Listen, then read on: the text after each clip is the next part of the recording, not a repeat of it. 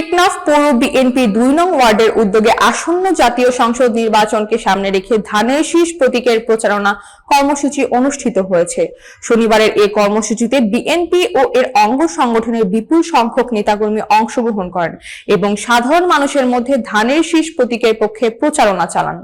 টেকনাফ প্রতিনিধি মুসলেহ উদ্দিন জানান, প্রচারণা চলাকালীন নেতাকর্মীরা ভোটারদের সঙ্গে মতবিনিময় করেন।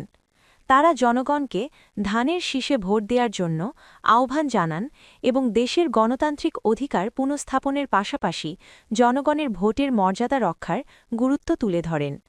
নেতৃবৃন্দ বলেন, বর্তমান সংকটময় রাজনৈতিক পরিস্থিতি থেকে উত্তরণের একমাত্র বিকল্প হল বিএনপি।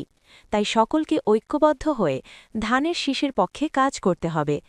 উক্ত প্রচারণা কর্মসূচিতে উপস্থিত ছিলেন টেকনাফ পৌর বিএনপি ২ নং ওয়ার্ড শাখার সভাপতি আবুল হাশেম মাঝি, সাধারণ সম্পাদক সৈয়দ আমিন, সাংগঠনিক সম্পাদক হোসেন আহমদ, অর্থ সম্পাদক আব্দুল আমিন।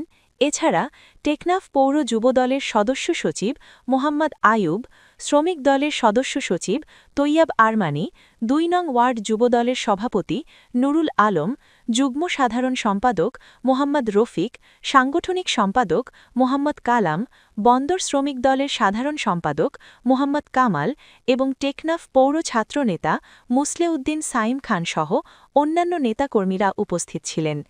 প্রচারণা কর্মসূচিতে নেতৃবৃন্দের বক্তব্যে উঠে আসে আগামী নির্বাচনকে জনগণের অধিকার পুনঃস্থাপনের মঞ্চ হিসেবে ব্যবহার করতে হবে। তারা আরও জানান, সব পর্যায়ে নাগরিক সচেতনতা বৃদ্ধি ও গণতান্ত্রিক অধিকার নিশ্চিত করার লক্ষ্যে ধানের শীষ প্রতীকের পক্ষে প্রচারণা অব্যাহত থাকবে।